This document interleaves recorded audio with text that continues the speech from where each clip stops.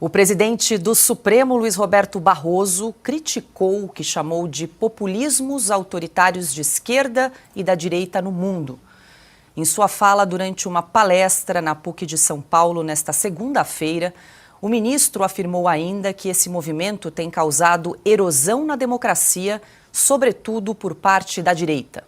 O mundo assistiu e assiste uma onda de um populismo autoritário, anti-institucional e anti-pluralista, que evidentemente produz essa erosão da democracia. O populismo pode ser de esquerda ou pode ser de direita, embora hoje, no mundo, os riscos estejam vindo mais intensamente dos populismos de direita, com as suas manifestações de racismo, de xenofobia, de misoginia e de anti-ambientalismo. E uma das marcas do populismo autoritário de qualquer matiz é a divisão da sociedade em nós e eles.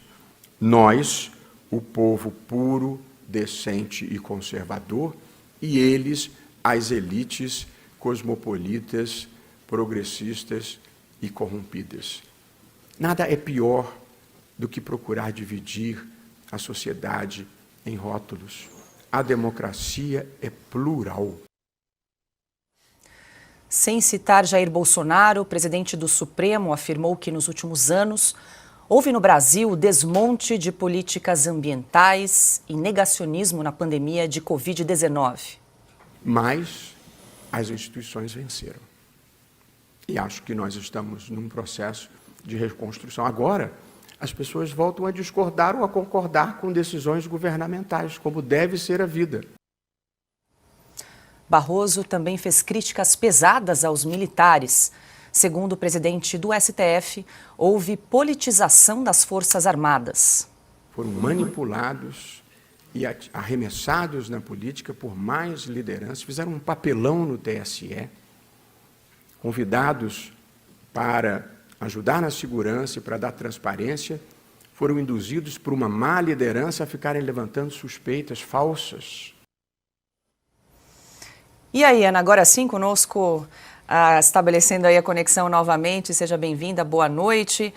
Quero te ouvir aí sobre as declarações do ministro Luiz Roberto Barroso, ele que hoje é presidente do Supremo Tribunal Federal e falou hoje num evento da PUC aqui em São Paulo, Ana. Bom, boa noite novamente, Paula. Boa noite a todos vocês.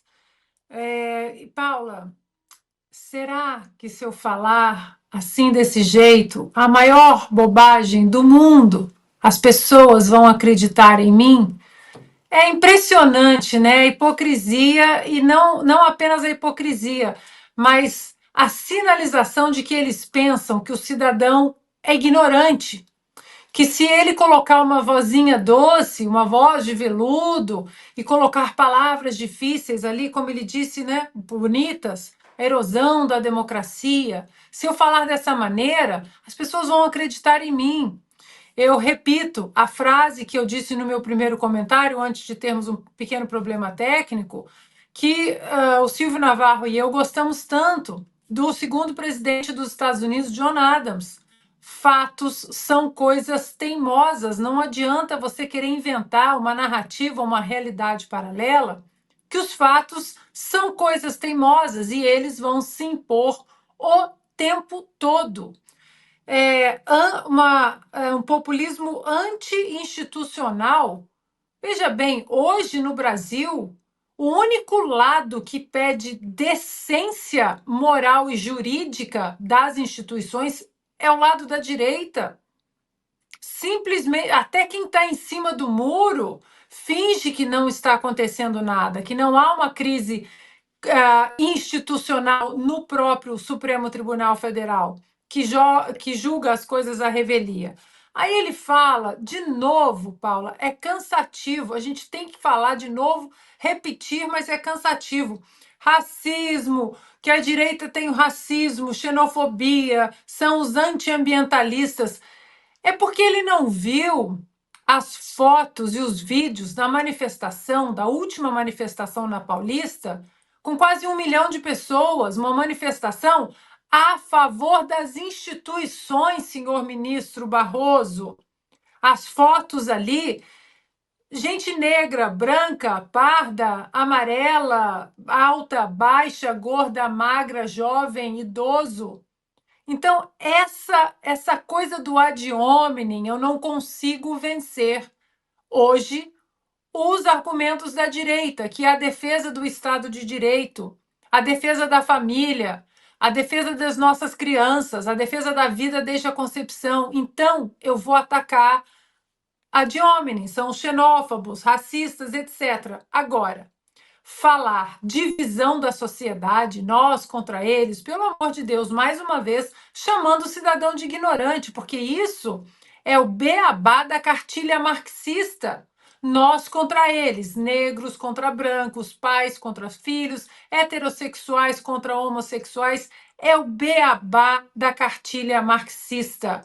O senhor ministro Barroso não engana mais ninguém.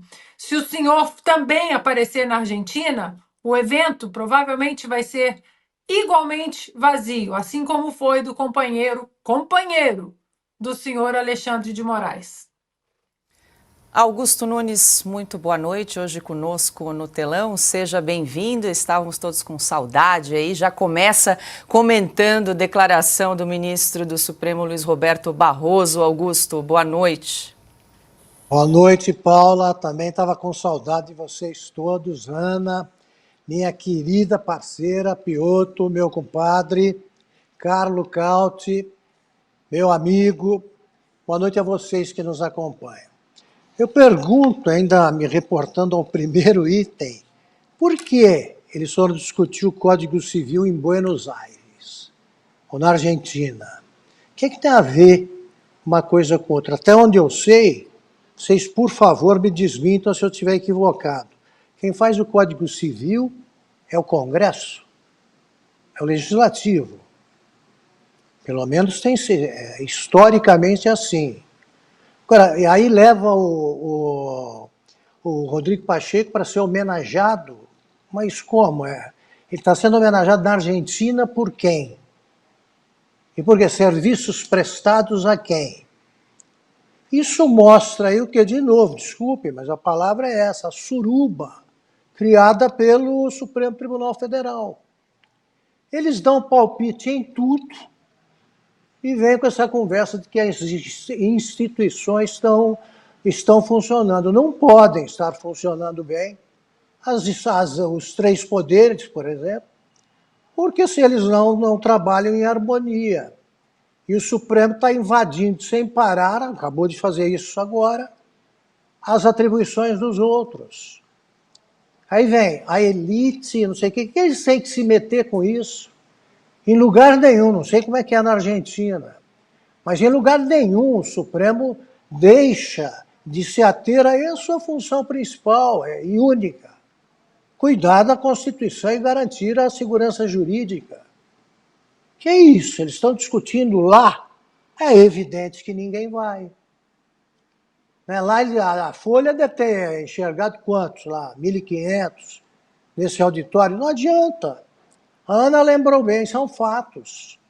Você pega a Avenida Paulista lotada, ela está lotada, não adianta brigar com isso. Ali está vazio porque o que interessa para alguém que tem mais de 10 neurônios na cabeça ouvir o que tem a dizer o Supremo Tribunal Brasileiro sobre o Código Civil na Argentina? O que devia estar fazendo agora o presidente do Supremo, o ministro Barroso, é, por exemplo, impedir que o Alexandre de Moraes continue agindo como dono do Supremo. Isso ficou muito claro naquele entrevero que houve entre eles, verbal, em que o Barroso explicou o beabá, a lei não pode retroagir em prejuízo do réu, no caso dos deputados eleitos com as sobras, e aí o Alexandre diz, essa é a opinião de Vossa Senhoria. Claro, todas as opiniões lá são de alguma senhoria. E pela observação, o Alexandre deve achar que ele fala pelo Supremo. E tem falado. e agido. Então comece o Barroso, seu mandato, restabelecendo a ordem lá. Lá. Eles já vão dizendo, não quero me adiantar a nada não, mas um exemplo só.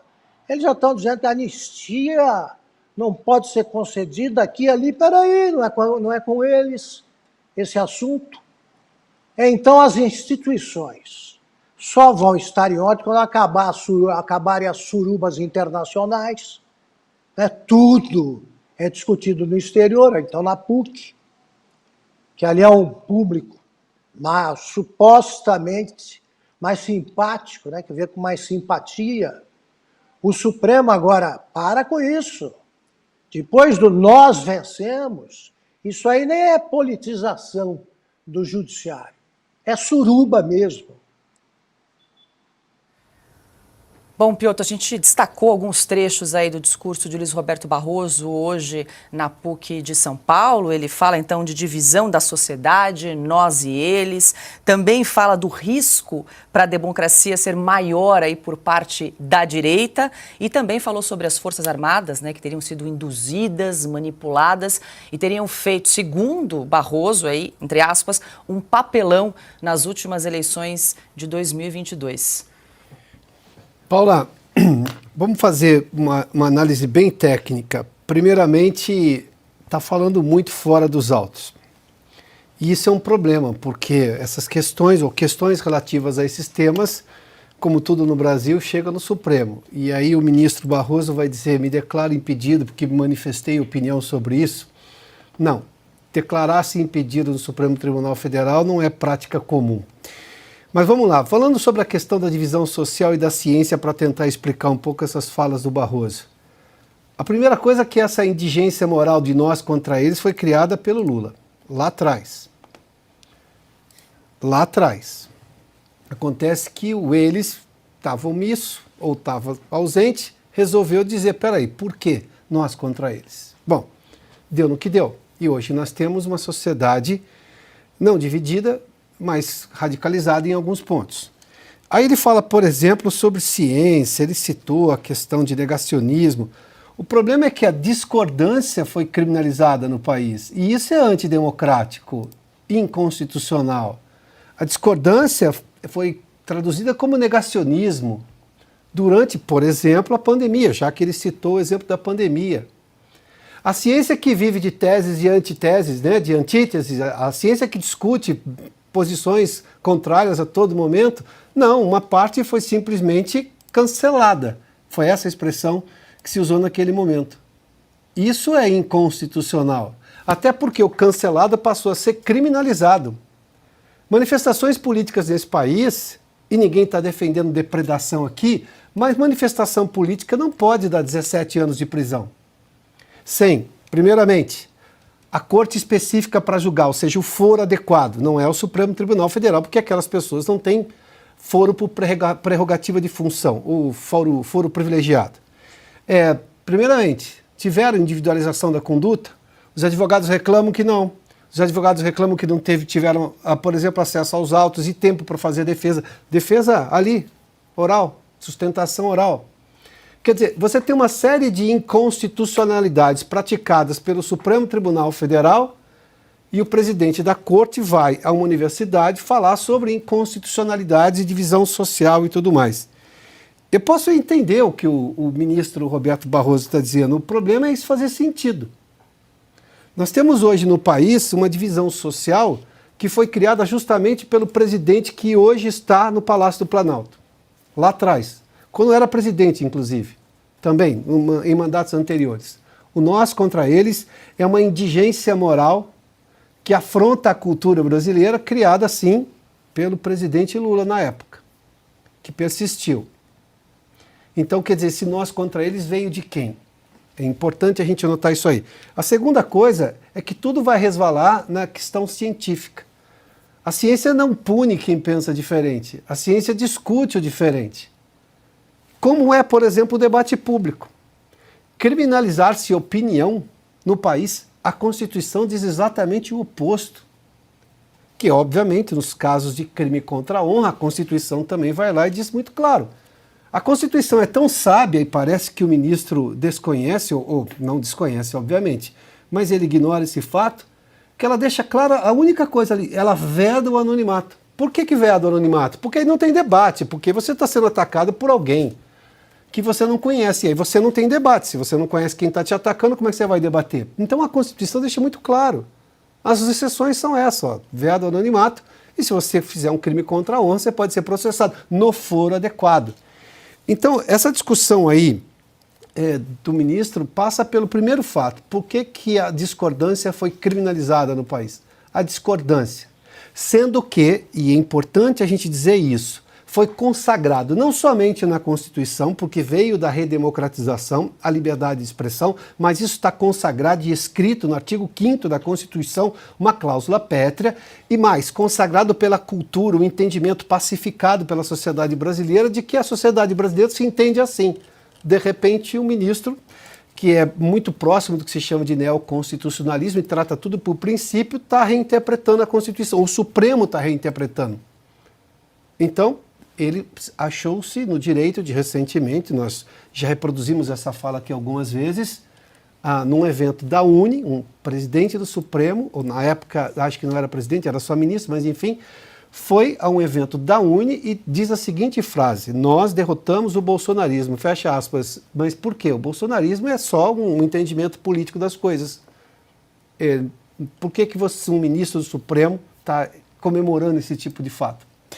Então, quer dizer que a sociedade está radicalizada por outros fatos que não, as suas próprias atitudes também é um problema, né?